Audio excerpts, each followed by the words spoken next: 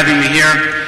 And inshallah, I just wanted to share a few words, inshallah, about raising children here in America.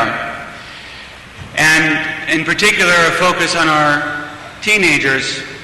Though if your children are already teenagers, you may need to have been here for the session after Asr, when we talked about some of the challenges around raising children who have strayed from the deen somewhat. But if our children are young, then it's important to recognize that they will be turning into teenagers, and that unlike when our children are very young, the teens tend not to just fall in line right with what we say. And this fundamental difference is because for most teens, their peers, their friends, are more important to them than you are as their parents. Now, I don't mean this in the sense that they love them more than they love you as their parents, but as far as how they operate in life, they are more concerned about what their friends and peers think and what they say than what you say to them as parents. Unless Allah subhanahu wa ta'ala has already guided them and protected them, and may Allah grant us such guidance and protection for our children.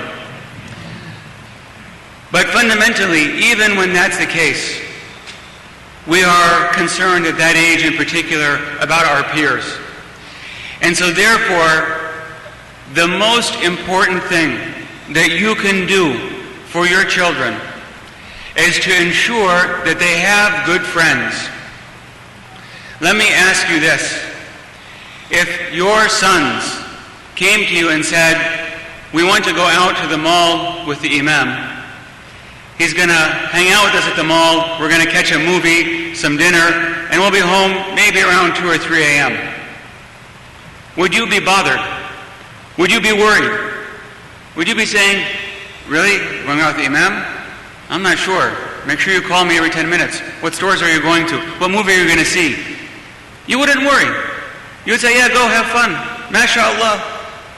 Hey, brother, my son wants to go out with the imam. Isn't that wonderful?"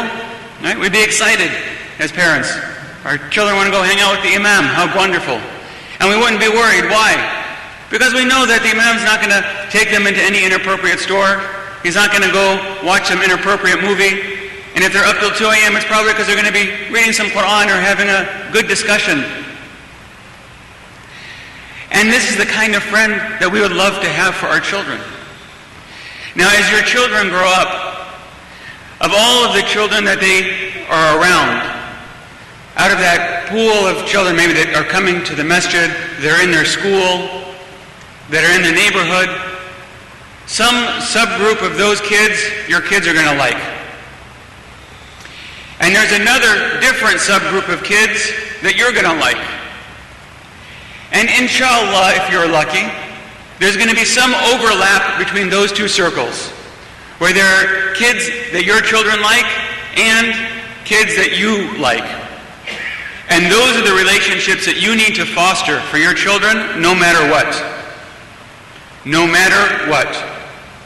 This is something that too many times people fail in doing. They have an attitude that says, "Well, I'm great friends with my friend Ahmed over here, and Ahmed has kids about the same age as my kids, so I tell my kids, we're going over to my friend Ahmed's house, you're going to be friends with his friends, with his kids. We're going to hang out, and you guys just be good friends with each other." What if my kids don't like Ahmed's kids? Or vice versa?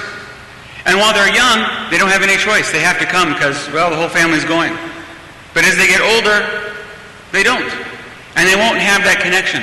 And they won't hang out, and they won't be friends. And the same thing, you can bring them to the masjid. Hey, be friends with the other kids at the masjid. But there's no guarantee they will. And if they don't like them, then they'll find their excuses not to come. And even if they're here, they won't make any connections with them. So the reality is, none of us were created to be alone. And we all have to have friends. And so therefore, we need to make sure that the friends that we have are good friends. As adults, we say, hey, you're on your own now. Get the good friends. But as our children are growing up, they don't have that same flexibility that we have. They don't have transportation. They don't have the ability to get where they want to go. And so, as parents, we have to ensure that we are doing whatever it takes, meaning doing anything necessary, whatever is needed, so that our friends, so that our children can have friends that they like and that we approve. And that might mean that you need to drive them a half an hour across town, or an hour across town. Do it. I promise you, it is worth it. And if you decide not to do it, then understand that that's a choice that you are making. And Allah knows best the end result with your kids. I had one mother talk to me at one point, and she said to me, "Please, can you come talk to my son? He's 16 years old. He just got a week's suspension from school for possession of marijuana. And I'm sure it's because of this friends that he's with. They gave him some in the first place, and so now they're encouraging him to use it, and he got caught with it. So please go talk to him." I said, "Okay, I'll talk to him, but, we'll see. I mean, it's not like I have some magic Muslim stick. I can tap your kid on the head and suddenly he loves the deen, and like, mashallah, I feel like praying." So I talked to him, and I asked him, I said, "Well, aren't there any other kids at school? Or aren't there any other Muslims who attend your school? Any that you like?" He said, "Oh, there's this one other Muslim kid. We get along well. I like him well enough." I said, "Would you mind, hanging out with him, spending time with him?" He said, "No." I said, "Okay, cool." So I go back and tell the mom, I said, "Good, alhamdulillah. Problem solved. You're in luck. It just so happens there's another friend at school. He likes him. He's a Muslim. He's a good kid." He said he doesn't mind spending time with him. So that's perfect, because now your son has somebody he can hang out with who's a Muslim, so it won't be pulling him in the wrong direction. And this kid, I knew him from before, he was also kind of easily swayed anyway, so I said, if he's in good company, then inshallah he'll be good. And she said, "Brother, this friend lives like half an hour away. I come home from work and I'm tired. Can't you just tell him to stop hanging out with those bad friends?" I said, "Look, sister, he has to have some friends. And if you're not willing to drive him a half an hour to go be with a good friend that he likes, then no, I can't. Because he's going to hang out with somebody. And it's impossible that you expect him just to come, sit home by himself and do nothing." And yet, too often, this is the attitude that too many parents have. "But we're friends with Ahmed, and Ahmed has great kids, so I want you to be friends with his kids." But there's personalities. Not everybody likes everybody. We don't have to like everybody. We have to respect each other. We love each other for the sake of Allah. But we need to recognize that different people like different people.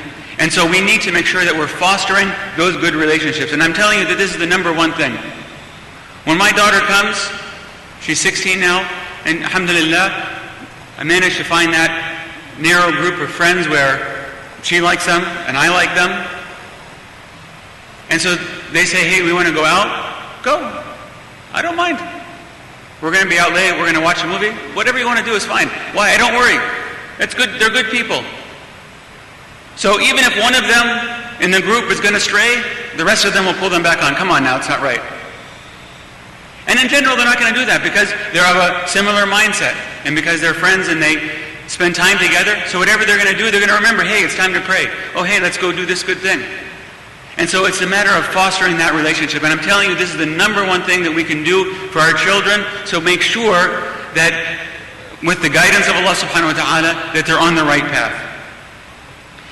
Aside from that, and I mentioned this earlier today as well, but we have to learn to listen to our children. Uncles, hear me. We have to listen to our children.